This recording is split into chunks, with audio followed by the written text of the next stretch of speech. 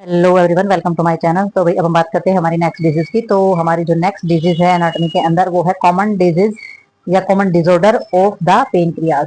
ठीक है, तो पेनक्रियाज के जो कॉमन डिसऑर्डर हैं या कॉमन डिजीज उसकी होती हैं उसके बारे में हम बात करेंगे। तो सबसे पहले अक्यूट पेनक्रियाटिस जो है हमारी डिजीज का नाम है। तो अक्यूट क्या होता है? ये जो डिजीज होती है पेनक्रियाज की ये हमारी सूजन से रिलेटेड होती है। तो pancreatic is the sudden inflammation of occur over the short period of time. तो ये एक ऐसी प्रॉब्लम है जो कि बहुत ही जल्दी और अचानक से और थोड़े से ही टाइम में सूजन हो जाती है हमारे पेनक्रियाज के अंदर।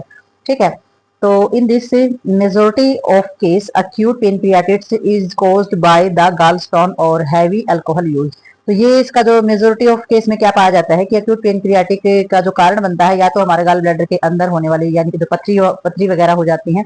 तो गॉल ब्लैडर नहीं, ये गॉल स्टोन है। Gallstone in the sense कि पेनक्रियाज के अंदर होने वाली पथरी और जो अल्कोहल यानी कि शराब वगैरह का ज्यादा यूज करते हैं, शराब ज्यादा पीते हैं, उनके अंदर मुख्य कारण ये हो सकते हैं पेनक्रियाटिक होने का यानी कि पेनक्रियाज के अंदर सूजन होने का। तो अदर कोज जो है वो हमारे इंक्लूड है मेडिकेशन, दवाइयां वगैरह लेना या इन्फेक्शन हो जाना, चोट लग जाना और मेटाबॉलिक डिसऑर्डर होना या फिर सर्जरी होना किसी प्रकार की। तो ये भी मुख्य रीजन रहते हैं हमारे पेनक्रियाटिस के। और 30% जो हम जो लोग जो होते हैं उनके अंदर जो पेनक्रियाटिस यानी कि पेनक्रियाज के अंदर जो सूजन है उसके जो कोज होते हैं वो अननोन होते हैं। ठीक है, तो 30% लोगों में पता भी नहीं चलता कि भी क्या कारण रहता है और पेनक्रियाज के अंदर सूजन हो जाती है। तो आ जाती है नेक्स्ट हमारी कॉर्निक पेनक्रियाटिस। अक्यूट होती है जब उसकी शुरुआत होती है, थोड़े से कम दिनों की जो सूजन होती है वो कॉर्निक होती है, जो बहुत लंबे समय से चली आ रही होती है तो उसको कॉर्निक बोलते हैं। कॉर्निक पेनक्रियाटिस यानी कि जो सूजन है हमारी वो most common after episode of the acute pancreatitis and the result of the. आगे पढ़ेंगे इसके बारे में। तो ये जो पेनक्रियाटिक जो प्रॉब्लम्स होती है, सूजन होती है, पहले एक्यूट होगी, एक्यूट से फिर कॉर्निक होती चली जाएगी, यानी कि थोड़े समय से के लिए होगी, फिर वो हमारी सूजन जो है आगे बढ़ती चली जाएगी। तो आगे देखते हैं इसके बारे में। तो अभी हमारी जो पेनक्रियाज होती है उसके अंदर जो इन्फ्लेमेशन होती है, सूजन होती है, तो उसके रीजन रहते हैं जैसे कि अदर कोज हमारे हो सकते हैं, इंक्लूड हो सकता है इसमें जो पथरी वगैरह होती है वो होती है हमारी इसके अंदर। ठीक है, स्टोन हो सकता है, हेरिडिटरी यानी कि जन्मजात कोई डिसऑर्डर हो सकता है। ठीक है, पेनक्रियाज के अंदर और जो हमारे साइटिक फिब्रोसिस गांठे वगैरह हो सकते हैं, हाई ट्राइग्लिसराइड्स हो सकता है, कैरेटिन हो सकता है। तो ये हमारे सब्सटेंसेस जो बढ़ जाते हैं, मेडिसिन कुछ प्रकार की दवाइयां भी होती हैं जो कि damage to pancreas from the excessive alcohol use may not cause symptom for many years.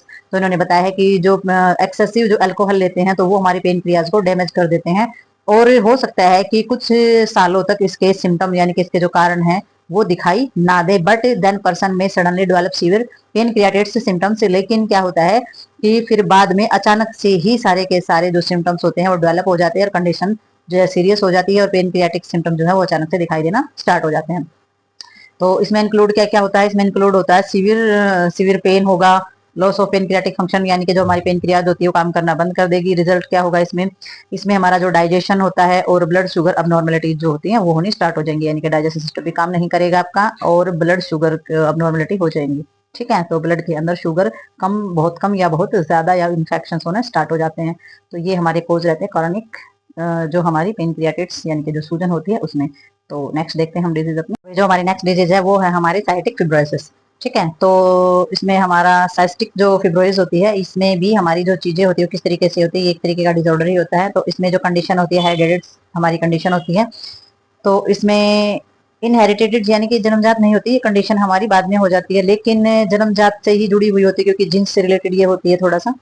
तो इसका जो रीजन रहता है, तो साइटिक फिब्रोसिस जो है वो हमारा अफेक्ट करती है जो सेल्स जो है म्यूकस प्रोडक्शन करने वाले जो सेल्स होते हैं, पसीना आना या डाइजेस्टिव जूस, जो चीजें इसके अंदर शामिल होती है। और this secreted fluid of the normally thin and slippery. तो ये जिस जो सेक्रेशंस करते हैं वो जो फ्लूइड होता है वो नॉर्मल पतला और फिसलने वाला होता है। बट इन साइटिक फिब्रोसिस, परंतु जो साइटिस जो हमारी फिब्रोसिस जो होती है यानी कि गांठें और सूजन होती है बहुत ज्यादा, वो फिब्रोसिस बोली जाती है। तो इसमें एक डिफेक्टिव जीन्स होता है। ठीक है, तो कारण बनता है किस चीज का?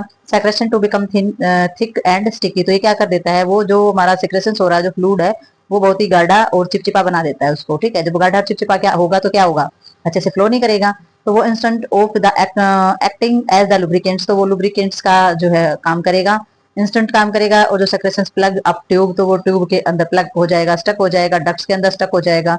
तो जो पासिस वे है उसमें क्या होगा? ऑब्स्ट्रक्शन आ जाएगा, रुकावट आ जाएगी, स्पेशली कहाँ पर? लंग्स और पेनक्रियाज के अंदर। तो एक जो जिन्स होता है वो क्या बना देता है? हमारे फ्लूइड को बहुत ही स्टिकी और चिपचिपा बना देता है, जो कि हमारी नलियां और जो हमारी ट्यूब होती है उसके अंदर स्टक हो जाता है और जो पासिंग वे होता है वो हमारा बंद हो जाता है। और ऐसा लंग्स और पेनक्रियाज के अंदर होता है, तो उसको हम क्या बोलते हैं? साइस्टिक फिब्रोसिस के नाम से जानते हैं। और साइस्टिक फिब्रोसिस बनाने का काम ये करता है। ठीक है, तो नेक्स्ट डिजीज हम इसमें देखते हैं अपनी। तो भाई नेक्स्ट डिजीज का नाम है हमारी पेनक्रियाटिक कैंसर। तो पेनक्रियाटिक कैंसर के अंदर इन्होंने क्या बताया, cancer that developed within the pancreatic fall into the major category. तो जो हमारी कैंसर होती है, पेनक्रियाटिक कैंसर जो होती है वो हमारी डेवलप होती है। तो पेनक्रियास को इसको दो मेजर कैटेगरीज में इसको डिवाइड किया जाता है, दो कैटेगरीज इसकी बताई जाती हैं। तो दो कैटेगरी में इसलिए डिवाइड किया जाता है कि अपने पेनक्रियाज का जो लेसन किया है, जो डायग्राम किया है, तो उसमें हमने समझा है कि पेनक्रियाज एक ग्लैंड्स होता है हमारी बॉडी के अंदर, एक्सोक्राइन ग्लैंड्स और हमारा एंडोक्राइन ग्लैंड्स। ठीक है, तो उसी के हिसाब से हमारे पार्ट होंगे। कैंसर का भी एक जो स्पेशल जो जगह होती है वो पाई जाती है। तो इसमें इन्होंने बताया cancer of the endocrine pancreas. तो एंडोक्राइन पेनक्रियाज जो होती है उसका जो एरिया होता है उसके अंदर जो कैंसर होती है, तो पार्ट हमारा कौन सा होता है, मेक्स इंसुलिन, जहां पर इंसुलिन बनता है, इंसुलिन का प्रोडक्शन होता है, आर कॉल्ड आइलेट सेल्स। तो ये आइलेट सेल्स यहाँ पर बोले जाते हैं, इंसुलिन इसमें बनता है। और पेनक्रियाटिक जो है वो न्यूरो एंडोक्राइन कैंसर बोला जाता है। ठीक है, तो ये जो होता है हमारा न्यूरो एंडोक्राइन कैंसर हमारा होता है। ठीक है, तो कैंसर ऑफ द एक्सोक्राइन, तो एक्सोक्राइन जो हमारा कैंसर होता है पेनक्रियाज के अंदर, इसमें क्या बनता है, इसमें बनते हैं एंजाइम्स। ठीक है, तो एंजाइम्स क्या करते हैं, हमारी बॉडी ब्लीड करने में, हमारे डाइजेशन में, हमारी हर चीज में हेल्प करते हैं, इम्यूनिटी को भी बढ़ाते हैं। तो वो काम हमारा सारा का सारा एंजाइम करते हैं। और आइलेट कैंसर जो होते हैं वो हमारे रेयरली जो है टिपिकल ग्रो करते हैं, यानी कि बहुत ही स्लोली ग्रो करते हैं। किसके कंपैरिजन में, एक्सोक्राइन पेनक्रियाटिक कैंसर में जो है वो धीरे धीरे, यानी कि बहुत ही के कंपैरिजन में बहुत ही स्लोली ग्रो करते हैं, यानी कि आइलेट सेल्स कैंसर जो होते हैं बहुत ही धीरे धीरे ग्रो करते हैं।